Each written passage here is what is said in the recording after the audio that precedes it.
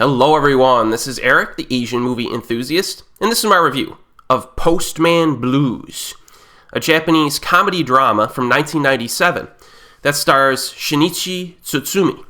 It was directed by a man named Sabu, a very talented director, who I have only partially covered on this channel, primarily because many of his movies are difficult to find nowadays. Now, I have reviewed Miss Zombie from 2013, and Dangan Runner from 1996. And now it's time for us to take a look at Postman Blues. Sawaki is a postman who's not exactly thrilled about his boring way of life, but things are about to change when he delivers mail to his old schoolmate, Noguchi, who is now a member of the Yakuza.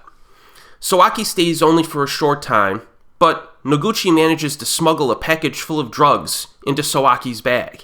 And as if that weren't bad enough, Noguchi's severed finger accidentally falls into Sawaki's belongings, but neither man immediately notices this.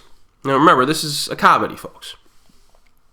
So since Noguchi has been staked out by the police, the cops now think that Sawaki has something to do with all these criminal schemes and decide to investigate the postman. They quickly come to the incorrect conclusion that our protagonist is a drug dealer and hitman who is working for the gangs. And that's kind of like your setup. Now, the premise for this one is really intriguing because our main character has no idea that the police are following him and gathering an incredible amount of overwhelming evidence against him, despite the fact that he's innocent of any and all crimes. So this element kind of makes Postman Blues very ironic and amusing. The entire film basically revolves around the postman's interaction with a handful of different characters, and that's basically what drives the story. The interaction is relatively low-key, and it successfully avoids being overtly wacky.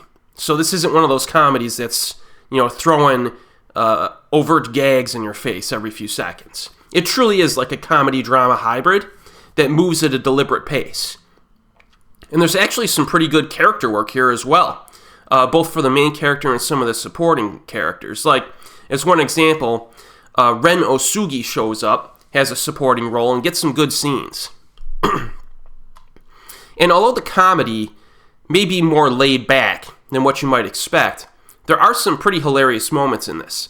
I mean, the cops are amusing right from the start, just because they're so wrong about so many things. And one of them refers to the mailman early on, and he's looking at him, like staking him out from a distance, and he's like, this guy's got the stink of crime. And he turns to his buddies like, call it intuition.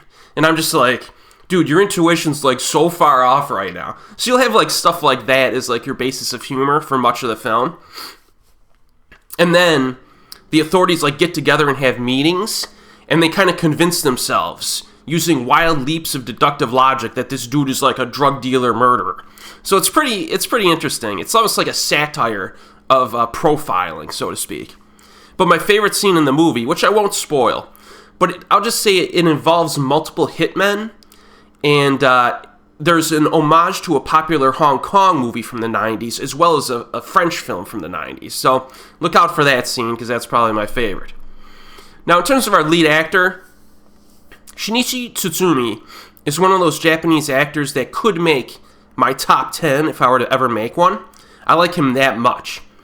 He just has an X factor. You could call it screen presence or charisma, whatever. But in Postman Blues, he plays it pretty straight for the most part, but he just carries the film whenever he needs to. And I don't know, I just really like the guy. Now, in terms of the story's conclusion, I think Sabu made some good decisions near the end.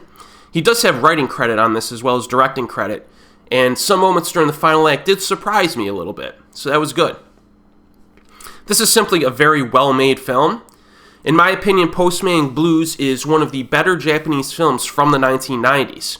I know I did a few lists back in the day. If you want to search on my channel, I think it was called like 200 Japanese films from the last 100 years or something like that. And when I was going through the 1990s, I'm pretty sure I put this on the list. I strongly recommend it, and it's easiest to find on YouTube. So, again, if this sounds interesting, you better check it out soon, because you don't know how long these movies are around nowadays on streaming. And as always, folks, I'll see you next time.